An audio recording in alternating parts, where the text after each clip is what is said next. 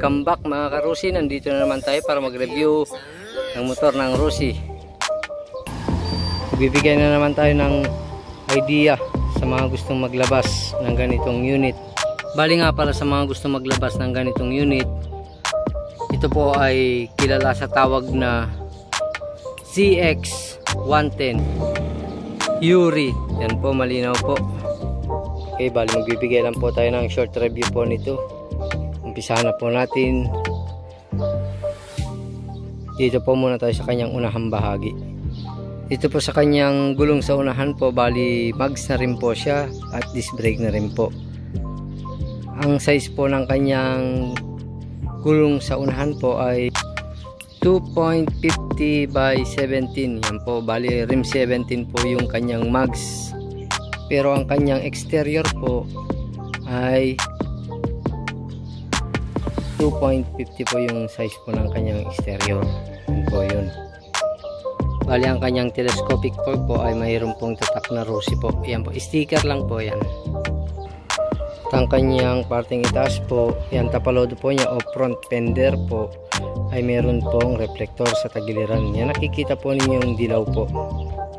Yan po. Dito naman po sa kabilang side niya, ganun pa rin po yung kanyang telescopic fork ay meron pong Rusi sticker po. At yung po yung kanyang speedometer cable. Ito po yung kanyang front fender, meron din pong sticker na Rusi. Bali ang kanyang unahang bahagi po, yan po. Ngayon pong pagmamasdan, yung kanyang mga signal light o flasher po ay napakalaki po. Ayan po. Kaya sa sobrang laki po niyan, posibleng hindi pa po makita ng inyong kasalubong na kayo po ay naka-signal light. Ayan po. Bali hindi nga po pala LED yan. Yan po ay bulb pa rin po siya. Ayan, yun po mapapansin. Meron pa rin po siyang sticker ng Rusi. Dito naman po sa kanyang side. Ayan po. Napaka-forma po ng kanyang side. Yan, meron po siyang design na ganyan. Pinakalabasan po ng init pagka ano po, mabilis yung takbo, parang dyan po rin po lumalabas yung init ng makina po, kaya hindi po nag-overheat. At may tatak po dyan na 110.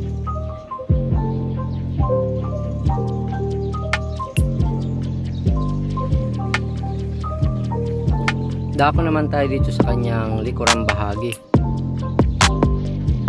Dito po sa kanyang sprocket assembly, ang kanyang sprocket po sa likurang bahagi ay yan po 34 teeth.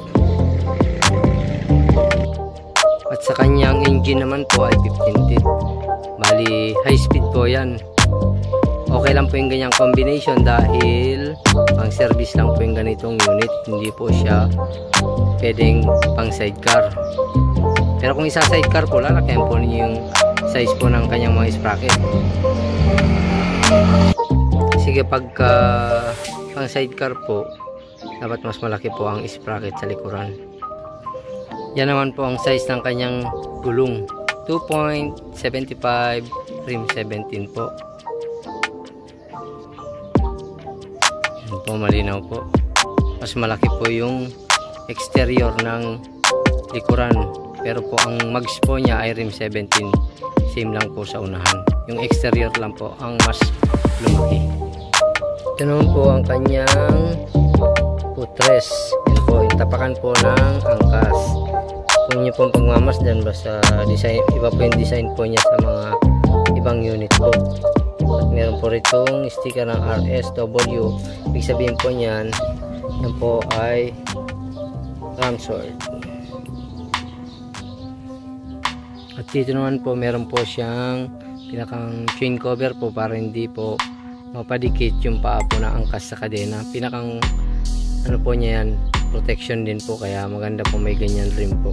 At saka sa mga dumi po, hindi po siya kakapitan kagad. Bali dako nga pala tayo dito sa kabilang side niya, dito sa may kanyang tambucho o muffler. Yan, kung inyo po mapapansin, pure black po siya. Kagandahan po niyan, meron pong cover para hindi po mapaso ang angkas. Maganda rin po yan. Ito po yun, pinakang protection po niya para kung mapadikit man po yung angkas, hindi po siya mapapasok. Yan po, bali double shock po ito. Yan po, kung inyo po mapapansin, kabilaan po yan. Yan po. At ang kanyang swing arm ay color black po. Dako naman po tayo dito sa bahagi po niya na ito. Ito po yung kanyang kick starter, pero ito po ay double o dual starter po. Isang kick starter at isang push starter na ginagamitan ng battery. Yan po. Dito naman po tayo, ito po yung nilalagyan kung kayo po ay mag-change, so ilalagyan po ng langis. Ang drain plug po niyan ay nasa ilalim po. Ito naman yung footrest para sa driver, at ito naman yung para sa foot brake po niya. Ito po ay rubber po. Yan po, kagandahan po niyan. At ang kanyang side ng engine po, ito po ay may nakaukit na emblem ng Rossi po. Yan, dito po yung kanyang pinakang engine block po niya. Yan po yung block po. Dito naman yung sa may carburetor po niya. Dito naman po sa kanyang kabilang side, yan, meron din po siyang Rossi na nakaukit po yung emblem po niya na yan. Yan po, ito po yung kanyang shifting gear o cambio. Ito rin po yung footrest na tinatapakan ng driver. Dako naman tayo dito sa kanyang likurang bahagi. Yan, kung inyo pong mapapansin, yung kanyang tapalodo po, yan, maporma po siya. Meron po yan ilaw pinakang dito po sa ilalim po ng tapalodo. Ito po tayo registration para po kung sakaling may plate number na po, kitang kit po siya.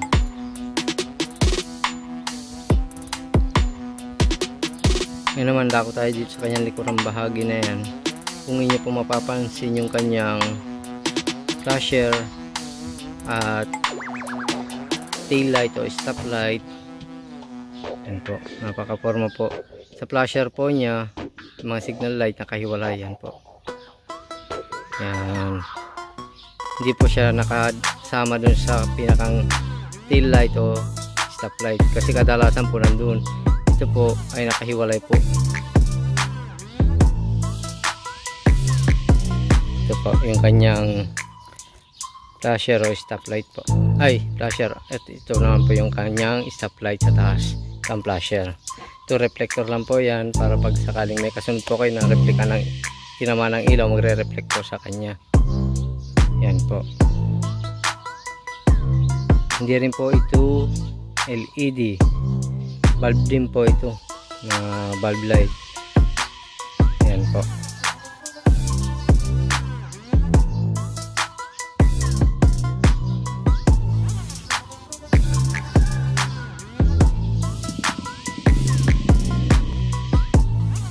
Ngayon po, dako tayo dito sa kanyang headlight. Yan po.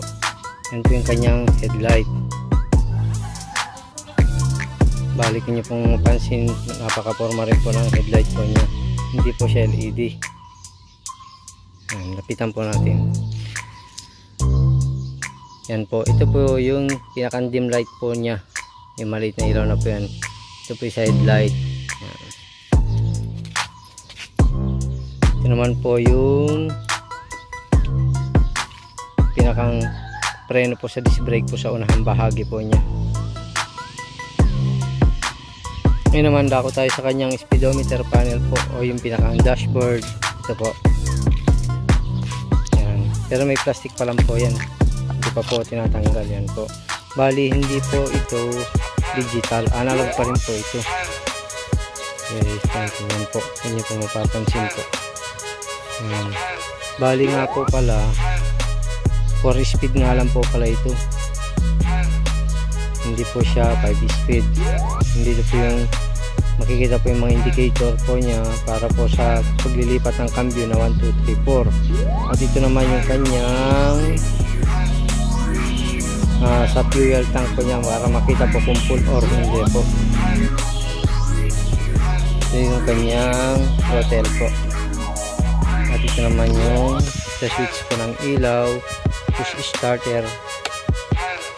Sa kabila naman po ay nandito po yung para sa signal light po niya. Ayan po, high and low, at busina po rito. At dito naman po yung pinaka-choke po niya. Ayan po, napakasimple lang po ng kanyang design. Nandito naman po yung ignition switch. Ayan po, dako naman po tayo dito po sa kanyang compartment. Ito po yung kanyang extraction lock po. Ayan. Ito po yung kanyang compartment. Medyo napakalaki po. Dito po yung battery yung lalagay sa loob po nito, kaya hindi po natin mabuksan. Nandiyan naman po nakalagay yung chassis number po niya. Yan naman po ang kanyang fuel tank, ang pinakantangki po. Yan po. Yan yung kanyang carrier o yung backseat po na hinahawakan ng angkas. Ito po yung gauge na nakakonekta po rin sa instrumental panel po niya.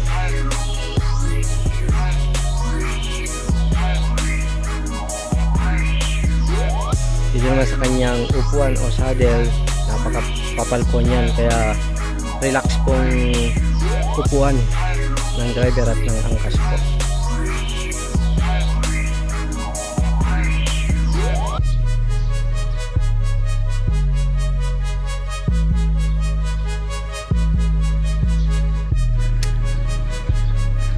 Ngayon naman po, dako tayo sa usapang makina. Bali ang makina po nito ay 110cc lang po, na kaya napakatipid pa rin po ng ganitong unit ng Rossi po. Yan po yung kanyang pinakang makina po, at sa taas po yun po yung kanyang carburetor po o carburador. Ngayon po, kung sa mga gusto po magtanong kung ito po ay Euro 3, opo, Euro 3 na rin po ito. Bali may release po kasi kami mga ganito na dati, pero hindi po siya Euro 3, pero ito po Euro 3 na po ito.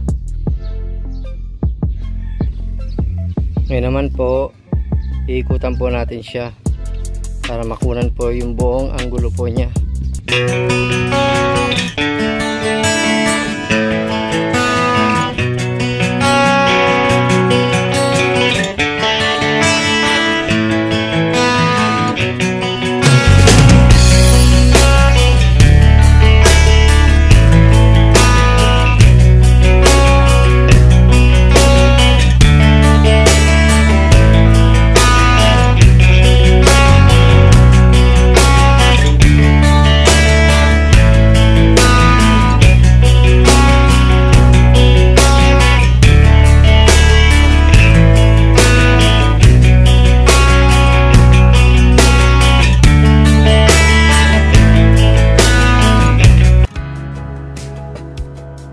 Okay mga ka-Rossi, bali hanggang dyan na lang yung review natin sa motor na yan. Ngayon dako na lang tayo sa usapang presyo. Ngayon, ang presyo nga pala niyan sa cash price ay 37,000, pero depende pa rin yun sa paglalabasan ninyo branch or outlet ng Rossi. Kasi ang presyo niyan ay still negotiable pa rin po. Kaya nga sabi nga nila sa salitang Bisaya, sabot-sabot lang, sa pag-uusap pa rin po yan. Ngayon naman, kung kukunin po ninyo yan sa installment sa loob ng 36 months or 3 years, ang monthly po niyan ay 1,710. Pero pag updated po kayo, may rebate pa naman yan na 300. Bali 1,410 lang siya. So yun, bali siguro wala na akong masabi. Ang masasabi ko lang sa inyo mga ka-Rossi ay salamat sa patuloy ninyong pagtitiwala sa channel na ito. Huwag po kayo mag-alala at marami pa tayong vlog na mga unit ng Rossi, hindi lang po yan. So kung bago ka pa lang sa aking channel ay mag-subscribe ka na po. Pakiclick na rin po yung notification bell dyan sa ibaba para sa ganun ma-notify ka po, para pag meron tayong bagong video ma-notify po kayo. Bali yun lang siguro mga ka-Rossi, at maraming salamat sa inyong panonood. Thank you.